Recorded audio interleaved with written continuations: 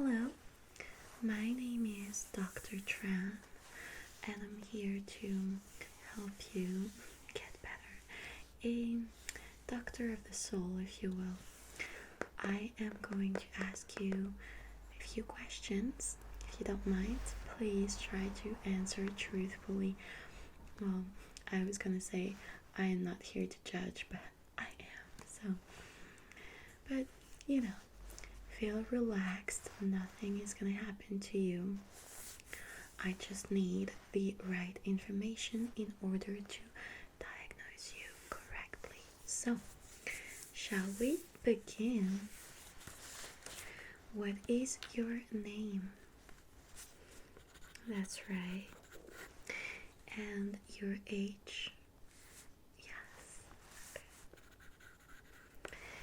Now, do you exclusively date or want to date Asian women? Do you watch exclusively or do you exclusively watch Asian porn? I'm not only talking about hentai, I'm talking about, Japanese porn, which hentai is Japanese porn per se, but you know what I mean? Yes. Okay. Have you ever said the following? Asian women are more, insert pseudo-complimentary adjective. For example, Asian women are more beautiful than other women, things like that. Okay. Have you ever considered moving to an Asian country to be able to have sex with Asian women? When you meet an Asian woman, do you act like you know her culture just because you dated other Asian women before? Ouch. Okay. Now, do you ever say things like, Vietnamese women are truly the most beautiful?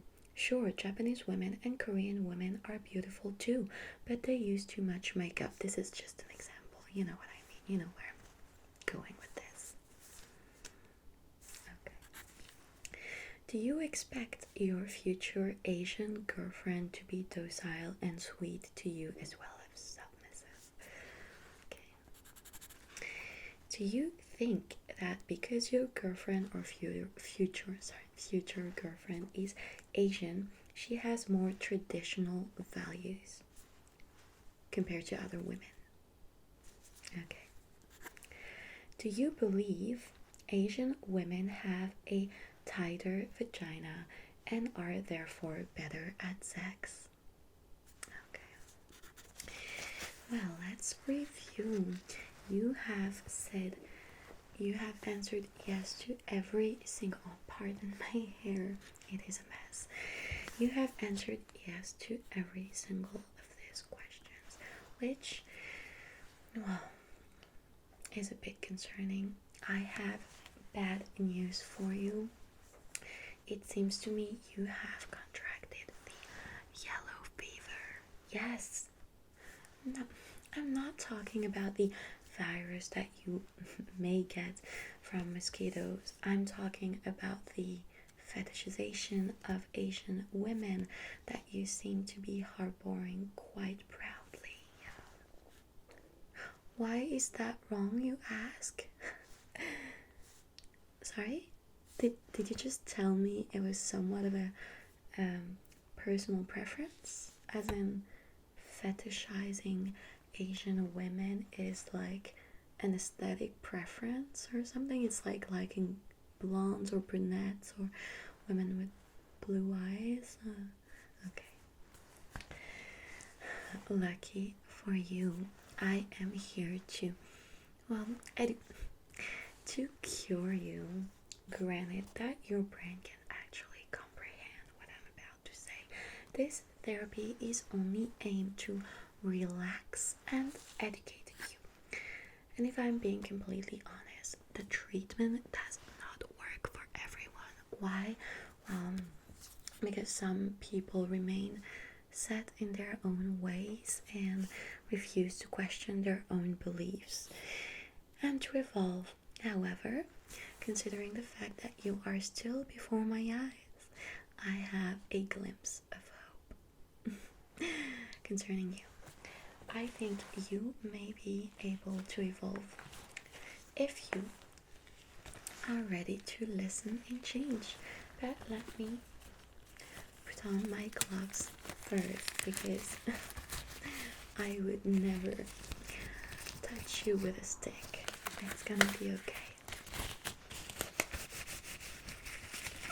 That is quite a nice sound, isn't it?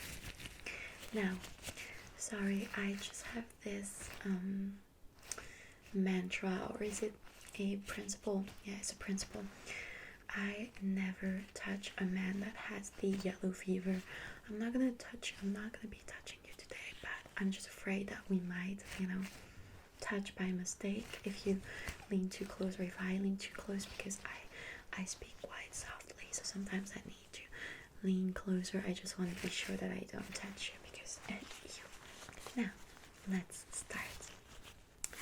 So, we will not talk about the obvious, which is that, physical attractiveness as a prerequisite for sex.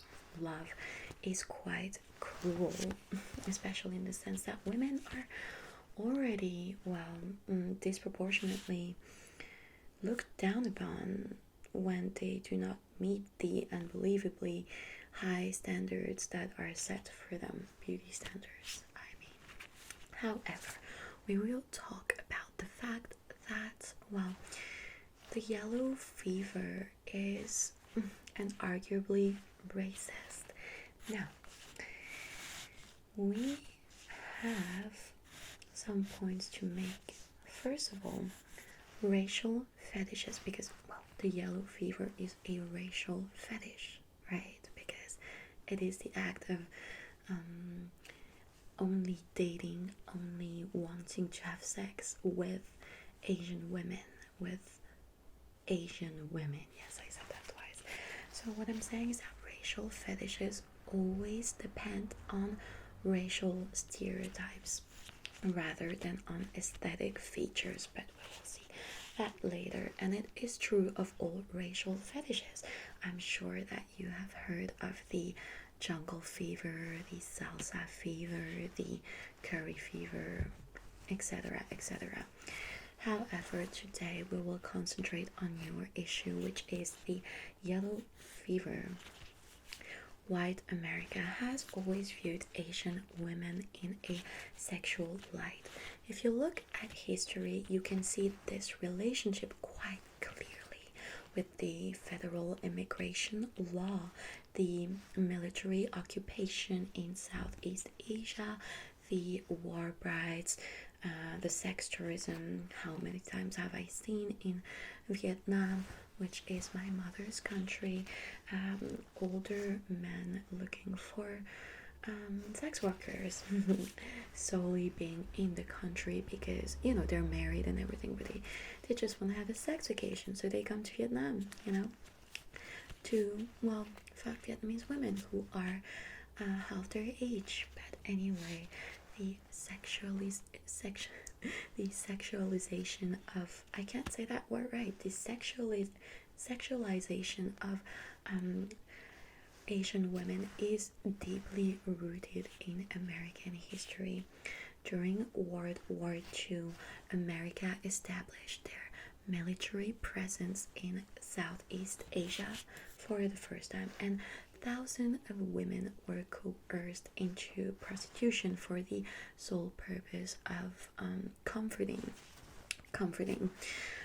American soldiers. And then the same thing happened during the Korean War with Korean women, during the Vietnam War with Vietnamese women, which obviously is highly problematic, but was also very odd because for most of them it was their first time meeting an Asian woman, and it immediately linked Asian women to, sex workers. Most young men don't even know about that part of history today.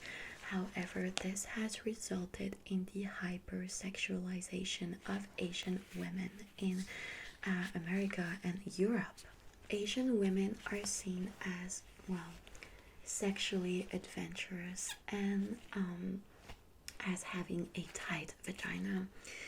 And this is, well, observable today in porn, for example. Well, yes, mainstream porn is deeply racist. We all know that.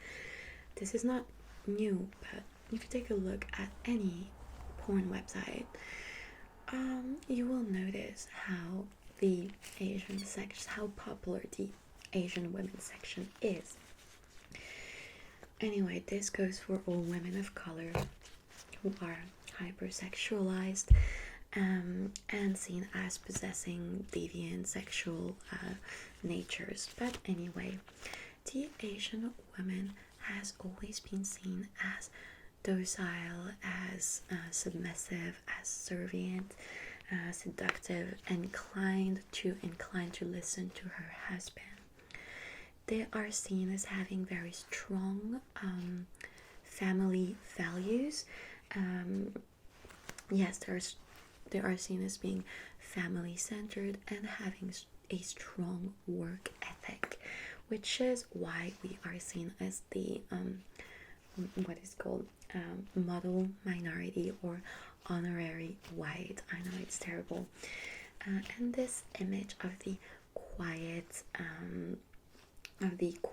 and nice and hardworking Asian woman who also is amazing in bed contrasts quite drastically with the stereotype of the white woman who endorses feminist values, who is completely independent, who is career oriented, who has no problem having multiple sex partner, who wants to work rather than have a family. So basically what I'm saying is it is very likely that men having the yellow fever are men who want to go back to more traditional values of more traditional gender roles, and because they deeply believe in racial stereotypes, they believe that Asian women are more traditional, docile and blah blah blah, family centered than white women. Now that might be your case, you might not even be aware of it, but tell me, do you think that you want to go back to more traditional gender roles? I see. Yes. Okay. Now, we observe, especially in America, but in Europe as well, that there is a feminization of the Asian women. Robin Zhang, who is a researcher, has made this whole thesis about the subject, which I really recommend if you want to educate yourself. And she actually explains that the Asian woman suffers a double feminization, in the sense that she she's supposed to hold very feminine qualities, such as being good in the kitchen, being good with children upbringing, being very obedient to their husband. However, Asian men also suffer this double feminization, which is why they are seen as less desirable than Asian women, because they are seen as possessing feminine qualities, which means that they are seen as being weak and short and childlike, and these things that most straight men appreciate in women. But anyway, that might be changing with the rise of BTS popularity. However, that brings us to a whole other subject and a whole other problem, but we don't want to talk about that today. My point being, our culture is deeply saturated with the hypersexualization of Asian women, which is one of the causes of your yellow fever. Well, it is of course possible that your racial fetish isn't based at all on any racial stereotype, however unlikely. For example, you personal history could be the reason. For example, your first girlfriend or sexual encounter was an Asian woman, which conditioned you in a way to like Asian women. Or you could have a geographic reason, as in you were raised in an Asian country for a number of years, which means why you were conditioned to be more attracted to Asian women. However, it is very unlikely, and I would say that in 98% of the cases, even though they are unaware of this, white men have the yellow fever because they are deeply they deeply believe in these racial stereotypes, which makes them racist unknowingly, apparently. Anyway, this doesn't even matter, whereas your yellow fever is based on racial stereotypes or not. It doesn't matter, because now that we have determined the possible cause of your yellow fever, we will be taking a look at your symptoms to see how it may affect people around you, because of course this is going to affect the people who are in your entourage. Of course, there's obviously a big social effect of the yellow fever, which makes it problematic.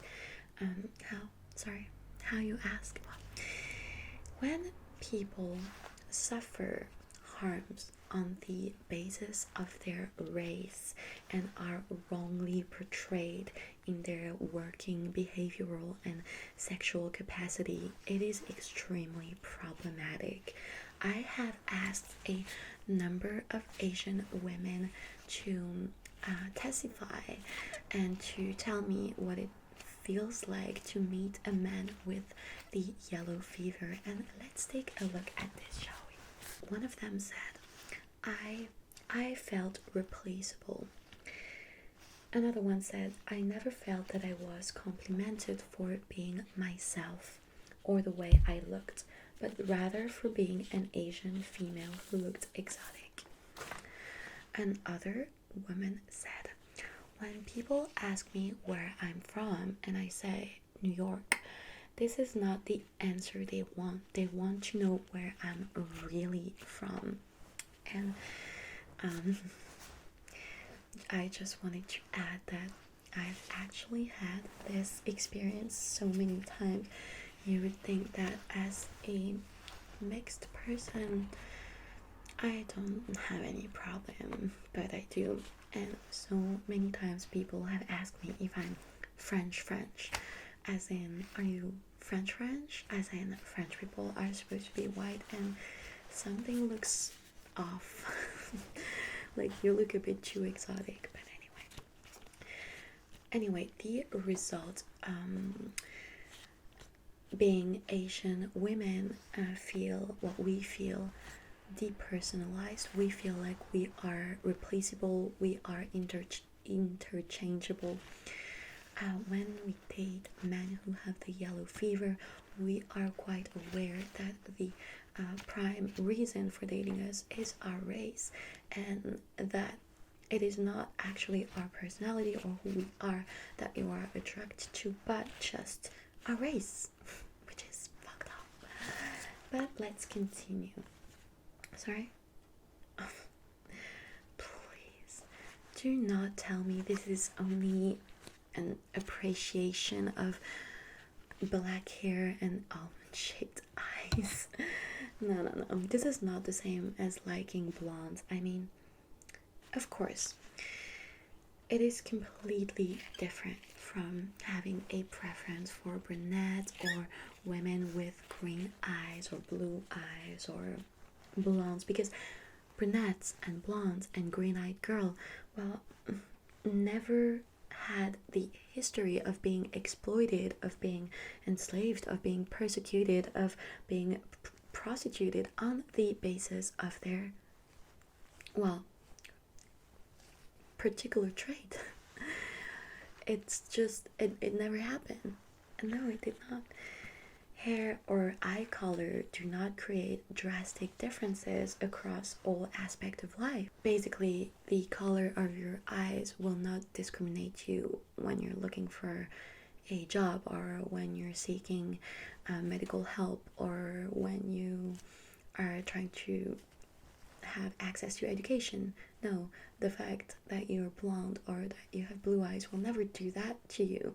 However, being a person of color, being not white, will affect all these parameters, which is why in the light that race does make a difference in all aspects of our everyday life, yellow fever is merely not about liking a certain look. It's not about liking women with black hair, petite, slim women with black hair and almond shaped eyes. It's about liking. It's about race. It's about liking Asian women.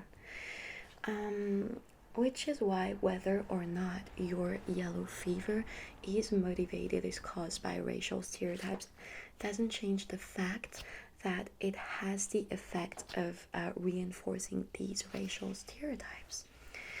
Another effect, negative effect, because I can't actually think of a positive effect.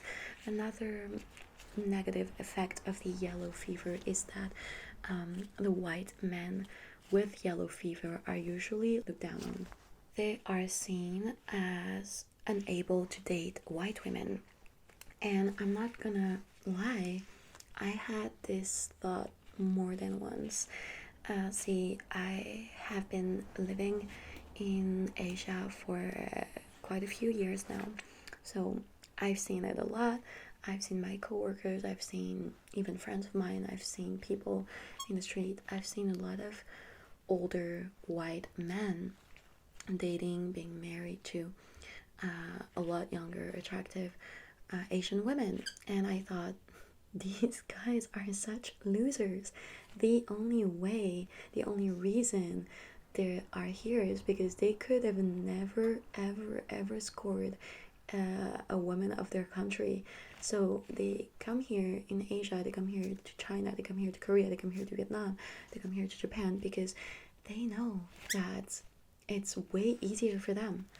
And I actually have been quite disgusted with these white men who have literally zero personality, who constantly cheat on their wives anyway, and just, come here to fuck and fuck and fuck and fuck, and have the yellow fever and are very proud to say it. But anyway, my first thought was obviously no French woman would ever want to date these guys, which is, well, why they're here, because the locals are, well, they accept more, I guess, which is actually so bad, because if you think like that, that means that you think that Asian women are in a way inferior to white women, in the sense that they are willing to date the trashy white men that white women don't want, and that they are often seen as gold digger, as in, you often think, he's so disgusting, she must be in it for the money, and that's a terrible thing to think, because it adds up to the racist stereotypes that Asian women are motivated by monetary gain and that they settle for way less than white women. So in the end, Asian women are always seen as inferior, sexually superior, but in that way entirely reduced to sexual objects. So they're completely objectified, therefore inferior, and inferior as well to white women, because they date the shitty, sloppy seconds that white women don't want. So my point being, if you have the yellow fever, even if your racial fetish isn't rooted in racial stereotypes, it is still problematic, because they're socially understood and made sense of in racially stereotypical ways. So my point is that you will still be reinforcing these racist stereotypes. This researcher that I was talking about, Robin Zhang, says something very true. Let me find it. In a world that is highly racialized, gendered, and heteronormative, sexual preferences are morally objectionable whenever they are systematized so as to track and reproduce institutions of oppressions, even if they glorify rather than stigmatize. And I'm not saying that it is wrong to find Asian women beautiful or Asian women more beautiful than other women.